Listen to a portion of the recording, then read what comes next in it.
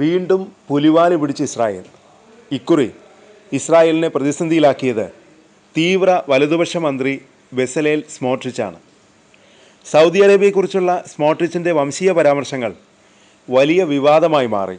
സൗദിയും ഇസ്രായേലും തമ്മിലുള്ള ബന്ധം സാധാരണ നിലയിലേക്ക് എത്തിക്കാനുള്ള തീവ്ര ശ്രമങ്ങൾ നടത്തുന്നതിനിടെയാണ് മന്ത്രിയുടെ അസ്ഥാനത്തുള്ള അഭിപ്രായ പ്രകടനം. മരുഭൂമിയിൽ ഒട്ടകപ്പുറത്ത് സവാരി ചെയ്യുന്നത് തുടരുക എന്ന് പറഞ്ഞാണ് സ്മോട്രിച്ച് സൗദിയെ പരിഹസിച്ചത്. എന്നാൽ പരാമർശത്തിനെതിരെ പ്രതിഷേധ കൊടുങ്കാറ്റ് ഉയർന്നതോടെ മണിക്കൂറുകൾക്കുള്ളിൽ സ്മോട്രിച്ച് ക്ഷമാപണം നടത്തി. അറബ് രാജ്യങ്ങളിലും നയതന്ത്ര രംഗത്തും അദ്ദേഹത്തിൻ്റെ അഭിപ്രായങ്ങൾ രോഷം ആളിക്കത്തിച്ചു. എന്നാൽ സൗദി ഇതുവരെ പ്രതികരിച്ചിട്ടില്ല. പക്ഷേ ഇപ്പോൾ ഇരു രാജ്യങ്ങളും തമ്മിലുള്ള ബന്ധം വഷളായിരിക്കുന്നു എന്നാണ് റിപ്പോർട്ട്.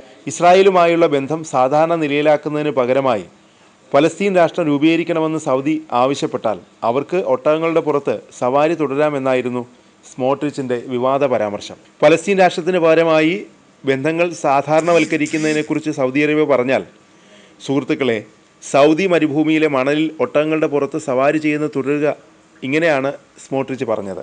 ഇസ്രായേലിലുടനീളമുള്ള രാഷ്ട്രീയ നേതാക്കൾ ഈ പരാമർശങ്ങളെ അപലപിച്ചു. മിഡിൽ ഈസ്റ്റിലും ശക്തമായ പ്രതിഷേധമുയർന്നു. ക്ഷമാപണം നടത്തുമ്പോഴും സ്മോട്രിച്ച് തൻ്റെ നിലപാട് ന്യായീകരിക്കുന്നു. എക്സിൽ പോസ്റ്റ് ചെയ്ത ഒരു വീഡിയോ പ്രസ്താവനയിൽ തൻ്റെ മുൻ പദപ്രയോഗത്തിൽ ഖേദിക്കുന്നതായി സ്മോട്രിച്ച് പറഞ്ഞു. സൗദി അറേബ്യയെക്കുറിച്ചുള്ള തൻ്റെ പ്രസ്താവന നിർഭാഗ്യകരമായിരുന്നു. അത് ഉണ്ടാക്കിയേക്കാവുന്ന ഏതൊരു അപമാനത്തിനും ഖേദിക്കുന്നു, സ്മോട്രിച്ച് പറഞ്ഞു.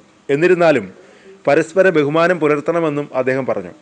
സൗദികൾ ഇസ്രായേലിനെ വ്രണപ്പെടുത്തുന്നത് ഒഴിവാക്കണമെന്നും അദ്ദേഹം ആവശ്യപ്പെട്ടു. സൗദികളെ വ്രണപ്പെടുത്താൻ ഞാൻ ഉദ്ദേശിക്കുന്നില്ല, അതുപോലെ തന്നെ അവർ ഞങ്ങളെ വ്രണപ്പെടുത്തില്ലെന്നും ഞാൻ പ്രതീക്ഷിക്കുന്നു, സ്മോട്രിച്ച് പറഞ്ഞു. സ്മോട്രിച്ചിൻ്റെ പരാമർശങ്ങളെ ഇസ്രായേലിലെ പ്രതിപക്ഷം അപലപിച്ചു.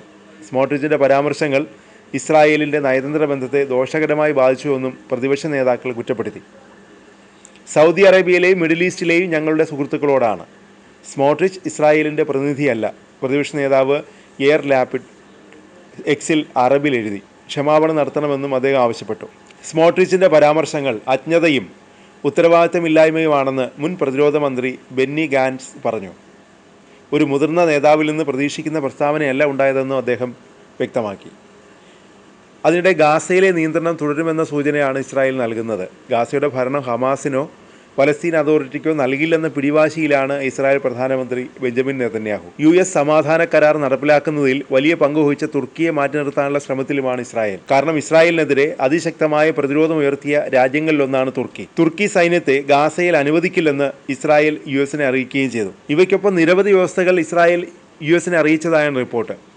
മാത്രമല്ല, ഹമാസിനെ പൂർണ്ണമായും നിരായുധീകരിക്കണമെന്ന ആവശ്യത്തിൽ ഇസ്രായേൽ ഉറച്ചു നിൽക്കുകയാണ്. ഹമാസിനെ പൂർണ്ണമായും നിരായുധീകരിക്കുന്നതിനൊപ്പം ഗാസയിൽ നിന്ന് പൂർണ്ണമായും പിന്മാറുകയും ചെയ്യണമെന്ന ആവശ്യത്തിൽ ഇസ്രായേൽ ഉറച്ചു നിൽക്കുന്നു. ഇത് രണ്ടും നടപ്പിലാക്കിയാൽ മാത്രമേ ഗാസയിൽ നിന്ന് IDF പൂർണ്ണമായും പിൻവലിക്കൂ എന്നും നെതന്യാഹു വ്യക്തമാക്കി.